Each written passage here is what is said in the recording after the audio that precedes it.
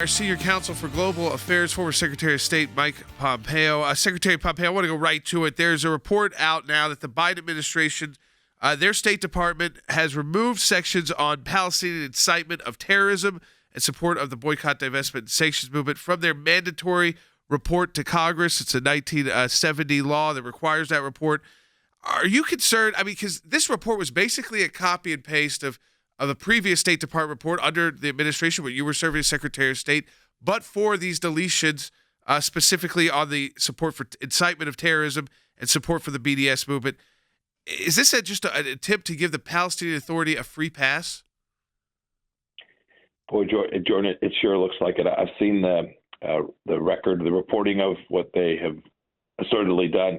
If they've left this out, it is almost certainly intentional, to your point, to cut and paste of what was done previously.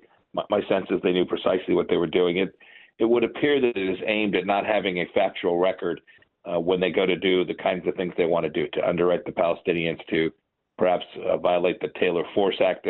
There are lots of reasons you would want to leave those facts out in reporting to Congress. I hope that's not the case, but we've seen this all along, Jordan. We've seen this administration take a very different approach to issues in the Middle East. You were talking about Iran earlier. This is a very different relationship with Israel, our closest ally, friend, and partner, and their willingness to play footsie with the terrorists in the West Bank and not hold accountable the folks in the Gaza Strip is something that we've already seen a lot of evidence from in these first 5 or 6 months of this administration.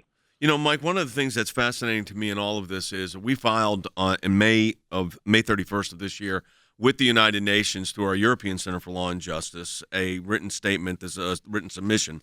And we pointed out specifically that both Hamas and the Palestinian Authority teach anti-Semitism in their education systems. The PA teaches children to anticipate the end of Israel and the reunification of the Palestinian state.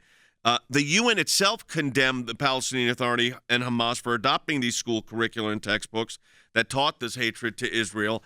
Yet we have a situation, so we raised that with the UN. We cited the UN's own precedent, and then our current administration takes the report that your department did just last year in October, almost verbatim is what all the news reports are indicating, and they just omit the two sections that are both the most crucial. The BDS, the fact that they are promoting boycott, divest, and sanction, and the incitement to violence.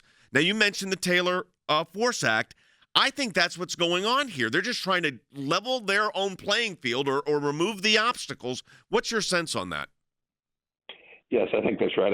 I also think you hit another important point. This is not only immoral but unlawful. There are congressional requirements. This reporting is required to be factually accurate. I think they know the Palestinians are inciting violence, so to leave that out of the report would just be to gild the lily, be to avoid the facts as they're known.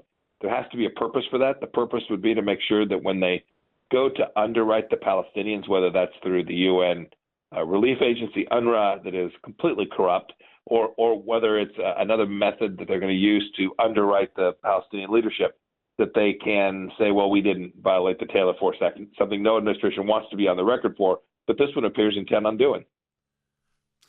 Secretary Pompeo, we know that the Palestinian Authority is corrupt, and we know that money ends up in the hands of terrorists that's used to attack Israel.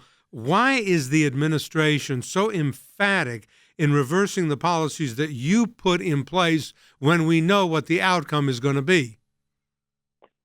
You know, some of these issues are deeply embedded in the left's ideas, right? We see this with the Squad. We see it with Omar. We see it with them.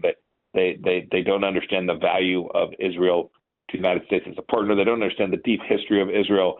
They are pro-Palestinian, and they're pro-terror in that sense, right? They're out promoting the kinds of things that we know have fomented terror throughout the region. This is something we could see, right? That the Palestinian leadership is so corrupt. They rejected vaccines from the Israelis for 700,000 vaccines. They could have vaccinated several 100,000 of their own people, and they said, no, thank you. We don't want that. This is a corrupt regime taking money from all kinds of places, and they are sending the signals that they're going to continue down their terrorist path, whether that's Hamas in the Gaza Strip that launched the rockets or Abu Mazen. I spent a lot of time in Ramallah and with those folks. They aren't prepared to engage in a serious conversation about how to promote peace and stability in the region. And I think this administration is all too close to assisting them, right? When you cuddle up to the Iranians with a deal, when you now begin to underwrite the Palestinian Authority, you are sending a real signal, not only to Israel, but to our Gulf Strait friends as well, that you are going to take a direction that is 180 degrees different from what the Trump administration did, and a great deal more dangerous for the American people.